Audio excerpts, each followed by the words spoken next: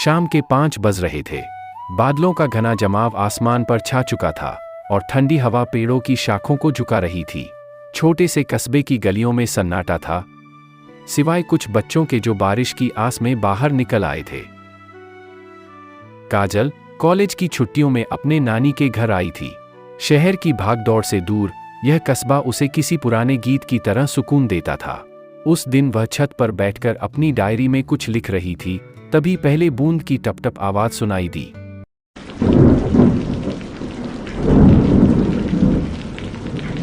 वो मुस्कुराई। शायद आज कुछ पुरानी यादें ताजा हो जाएंगी, उसने सोचा। जैसे ही बारिश तेज हुई, वो नीचे भागी और बरामदे की सीढ़ियों पर बैठ गई। मिट्टी की खुशबू, बारिश की रफ्तार और दूर से आती ट्रेन की आवाज, सब कुछ किसी कविता की तरह था। उसी वक्त सामने की गली से अर्जुन भागता हुआ आया। वो बचपन का दोस्त था, अब कई सालों बाद मिला था। भीगा हुआ, हाथ में एक पुरानी किताब थी और चेहरे पर वही मासूमियत। बारिश में लिख रही हो या बस भीगते हुए पुराने ख्यालों को सहेज रही हो? अर्जुन ने पूछा। काजल मुस्कुराई। तुम वैसे ही बोलते हो जैसे पहले बोला करते थे, सीधा दिल में उतरता है। अर्जुन वहीं बैठ गया। कुछ पल खामोशी के बीत गए, वो खामोशी जो दो पुराने दोस्तों के बीच होती है, जिनके पास कहने को बहुत कुछ होता है, लेकिन वक्त थोड़ा कम।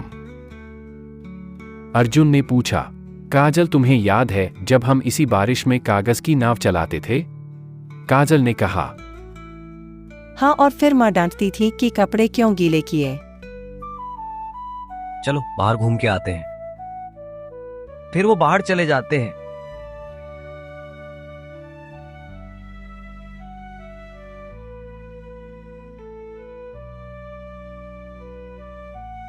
चलते चलते एक पेड़ के नीचे रुक जाते हैं। फिर लड़का बोलता है काजल से।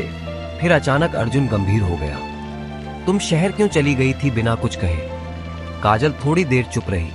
कभी कभी कुछ बातें कहने का मौका नहीं मिलता और कभी कभी हम डर जाते हैं, क्या पता सामने वाला क्या महसूस करता हो। अर्जुन ने उसके चेहरे की तरफ देखा। पानी की बूंदों में छिपे आंसू या बारिश, फर्क करना मुश्किल था। शायद अब मौका है, अर्जुन ने धीरे से कहा। मैं आज भी तुम्हें उसी तरह याद करता हूं जैसे उस दिन तुम ट्रेन में बैठी थी। अचानक, चुपचाप और हमेशा के लिए। काजल ने उसकी तरफ देखा। आंखों में नमी और मुस्कान साथ साथ थी। शायद कुछ चीजें लौट सकती हैं, जैसे ये बारिश।